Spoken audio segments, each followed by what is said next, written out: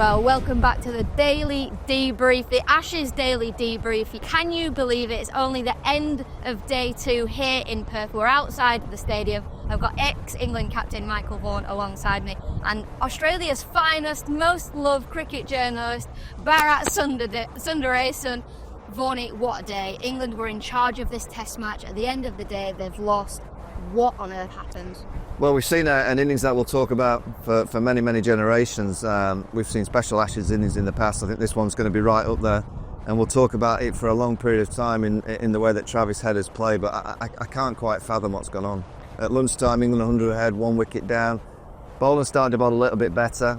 There was a bit of movement. It wasn't easy to bat, but what we saw in the afternoon session where 9 wickets fell, there was a couple of good deliveries. Ben Stokes gets a good one from Mitchell Starc. Ben Duckett just after lunch gets a good one.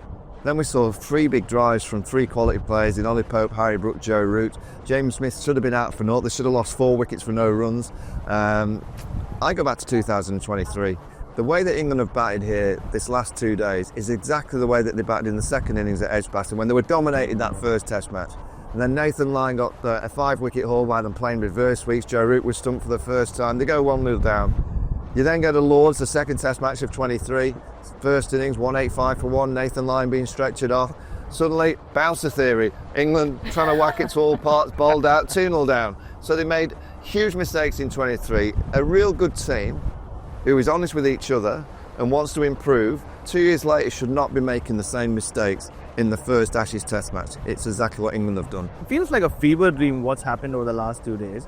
And I'm sure England right now feel like they've been part of a fever dream because of what Travis Head has done. I'll be shocked, even though this English team has this swagger and they say we don't care what happens. I'll be shocked if each one of them doesn't go to bed tonight with their last thought of, how did we lose that? And how did we lose that in 2 sessions? It was that ridiculous. I have no idea how they... it is almost like they had Australia in the jail and they opened the back door and they ended up in there and Travis had just bashed them around. Well, we have to talk about England because going into lunch, 1 down, England felt like they're in the driving seat. And then they lose 9 wickets for 105 runs or whatever it was. And still, you think, OK, Australia need 200. But what happened in England's batting innings? I know you've kind of summed it up, but was it brainless? Was it embarrassing? What was it? Well, you go back to yesterday, 5 for 12. You know, England should have got 250, 270 in the first innings of the game. They didn't because they played this one way. These boundaries in Australia are huge. And we seem to have a batting line that arrived this week and thought 4s and 6s. Yeah. I didn't see enough of that. Maybe a bit of Ben Duckett and Ollie Pope. They rotated the strike at times quite nicely, but the majority of England's players that came out to bat here at the Perth Day this week were thinking just one thing: hit the boundaries. It's just not possible to play that way. I was going to say, can you play that way on such a vast outfield? No, I mean, and they were trying to target in the first innings 82 meterage. There's a huge acreage out there, and they were trying to think, oh yeah, we can whack it. No, you can't. Caught on the boundary. Look, I'm intrigued to see how they react to this because no team likes criticism. They're going to get criticised royally. Their preparation was their preparation. They're allowed to prepare however they wish. Well, just a reminder, it's the end of day 2 and we've lost this test match. Exactly, but when you prepare as you, and I actually admire them because they do it their way, but you get judged on results.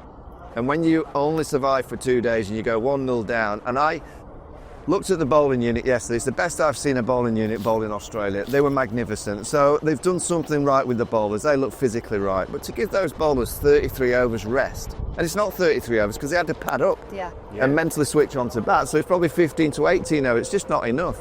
Now, you look at that batting line and you think, did most of those players look themselves in the mirror? They've had a few nets here at the back with the ball just bouncing slightly more. They played a game at Lilac-Hill where the ball was bouncing here. There's been a lot of talk. I'm not going back to what people have said, but I will do because I genuinely believe that this England team have the tools to be very successful down here, but they're not using those tools wisely. So many of England's players played the big drives with a straight bat and the ball's bouncing. Now, India last year, Bharat, they had 8 days playing at the Wacker, 2 days amongst themselves, but they prepared at the Wacker where the ball's bouncing through. England played at Lilac-Hill and netted here. I don't care who you are, the way to prepare and plan for a test match in Australia is at least see the visual of the outfield. Not in the nets on a bouncy one, and that for me is where the batters will have to look themselves in the mirror and go, I'm not too sure that you can be fully prepared if you've not played on these kind of serves with the visual of the field, with the ball flying through to the keeper. When you're batting a net, the ball flies back to the net, so you don't see it fly through to the keeper. And that, for me, has been a huge mistake from the England side. I'm intrigued to see what they do from here. Starc 10 for Bharat. How many of those 10 wickets did England gift him? I would say at least 2 or 3, though I think Starc deserves every accolade he gets. The fact that at his age, and it is 36, fast bowler, and who's steamed in throughout his career, to not have Pat Cummins, to not have Josh Hazlewood. I spoke to him right there after his net session a couple of days before the test. Just off the camera, by the way. Just off the camera, by the way. Yeah, just over there. You want me to move that? And I remember him just saying, I'm the only one standing there. And I said, how does it feel not having them? He said, man, I just have to put my hand up and get the job done. And get the job done, he did. And not to forget, this pitch didn't have any demons. And the ball wasn't swinging. This is the least the ball had swung at the Perth Stadium on day 1 anyway, which was just yesterday. But he still just set these batters up. It's that wobble seam, isn't it? They both for the right-handers now. You just can't, almost like fast off breaks. Exactly, yeah. I mean, the way he set up Joe Root in the first innings. It was just amazing performance from Mitchell Starc. To come off that ridiculous 6 for 9 with the Duke's pink Duke ball in Jamaica to do what he's done here. If not for Travis Head's ridiculous innings today. Well, let's talk about Travis Head, because actually England want to bat like Travis Head did today, but there's been a stark difference of how Travis Head batted sensibly but aggressively and how England batted. So what was that? What was the main difference? Well, he played aggressively, but he was 3 of 14 balls, and he went into that dressing room and said, "Look, we need just over 200. I'm going to open." Yeah. I think they were going to look to put Nathan Lyon in. So they were going to go, if you like, I think I'd have gone that way, try and nullify the new ball and bring the likes of Travis Head down the back end. They went for the positive, and it worked brilliantly. In England, if you look at the way that they bowled to Travis, I'd love to know how many balls would have hit the stump. Yeah. There wouldn't have been many. They went short, and he manoeuvred himself around the crease. He's got such a good eye, and we've seen it in white ball cricket, we've seen it in the World Test Championship final. Alan Border in the 80s always got runs for Australia when they really needed. Travis Head's got a similar kind of record. When the Aussies need him at that critical moment, Travis just seems to have the mentality, and I guess the mentality is shown by going in the dressing room saying, he's not opening, I'm going out first, because you know what? I've played a bit with Jake Weatherald. I've batted with him a few times at South Australia and for the strikers, and I'll help him out at the other end. Is that the end of Khawaja in this Ashes series now? Was Head opening the batting? Well, I mean, it's how do you displace him, right? And there's always been this talk of should Head be the one replacing David Warner? And I've had multiple conversations with him where he's felt that he is ready. He's always put his name in the mix, but because of how successful he's been at number 5, Australia said, no, you stick to number 5. But after an innings like that, I think it's not just one of the greatest Ashes innings. I think it's one of the greatest Test innings. You put it into context, like Warnie said.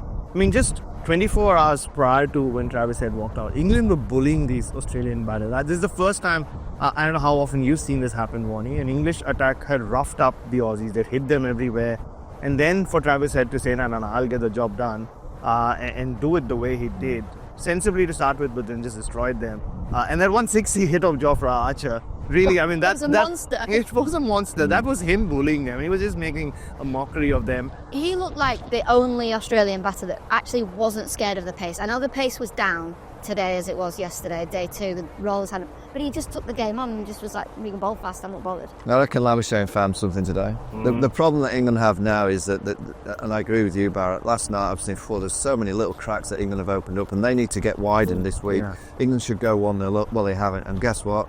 Labuschagne's found form. Jake Weatherald got a few runs, looked nice. He looked nice. He looked nice, and he's created a partnership of 75 with Travis Head. Travis Head, if they found something with him going to the top of the order, Boland found some rhythm. He got 4 for. Doggett got a couple more. You go, At lunch today, I thought England have dominated the game. They've opened up these cracks, and 5 hours later, absolutely battered. Right. There's been a lot of talk on this pink ball game in Canberra. Ben came off the field and said he was shell-shocked after that. It's end of day 2. They've lost the test match. Varney, do the England batters need to be playing that pink ball game in Canberra? Absolutely. All the players. They've got 3 extra days off now, so they can go and do whatever they wish. If they want to have a net, if they want to go and play golf, go to the bit. I have no problem with the next 3 days and a few days after. I'm not such a dinosaur to suggest that playing a 2-day pink ball game under the lights when you've just been bowled out and lost in 2 days is better preparation to play against an Australian side that's only lost one pink ball game here in Australia. And by the way, that's at the Gabba against the West Indies 2 years ago. I'm not so old and a frazzled dinosaur to suggest that that's the way that you should prepare to play an Ashes Test match under the lights with the pink ball. Well, give them a clue. Yeah. Mitchell Starc is a wizard with the pink ball. He's been a wizard this week. He's even better with the pink ball. Please, please, please. The professional cricketers. Just go and reflect. They can have a few days off if they want a few days off. Go and play 2 days of cricket. Playing cricket, it does improve your game. It does improve Just like your... alcohol, never lost a game. We haven't. Well, we might not play again, so 100%. It's not unreasonable to suggest by playing a game of cricket under the lights with a pink ball might give them a better chance of levelling the series, and then go to the Gabba, win the toss bat, get a score, and then you can dictate the game from there. Right then. Have you ever wondered why a pink ball behaves differently to a red ball, and thinking what is actually inside the Ashes urn? Well, we've got a fun little section for you. It's called Ask Me Anything. You can send your Ashes questions by scanning the QR code on your screen now. And we've had one from Jason today who said, please can you explain what you mean when you talk about the pitch at Perth? Why did wickets fall so quickly and then Head managed to make it look so easy? Firstly, Perth is a weird place. Weird things happen in Perth.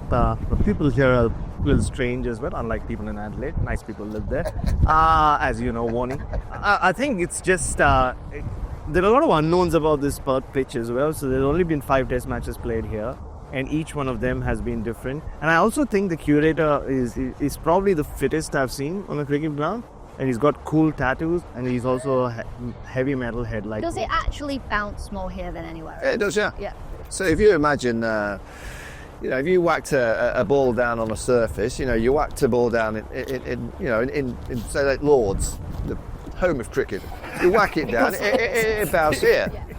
Now here, you whack a ball down, it bounces up here. Hence, the ball bounces a bit more, and the only way that you can get better at playing the bouncing ball is by 2 things: playing on pitches that bounce, or use your brains. And this week, Bazball didn't arrive with brains. Well, no, it didn't. So England, they're going to have to figure out a way of training at grounds, I guess, moving forward, because otherwise they're going to have the same problem, because every ground's different. It is, and I would say this is the one ground that bounces a lot more than any. I mean, the Gabba used to, but it generally doesn't bounce as much as it used to. So this has always been the place, or the Gabba, the 2 venues that have always been at the start of an Ashes series, where hit the opposition with those 2 venues, Australia go 2-0 up, and then you've got no chance. England have gone 1-0 down. They've got another chance next week to get it back to 1-1. If they go 2-0 down, it's the same as 23. They ain't winning the Ashes. Well, thank you very much, Jason. Don't forget, rewind your TV and scan that QR code, because you can actually ask me anything you want about the Ashes, though. Please don't be sending weird and wonderful questions.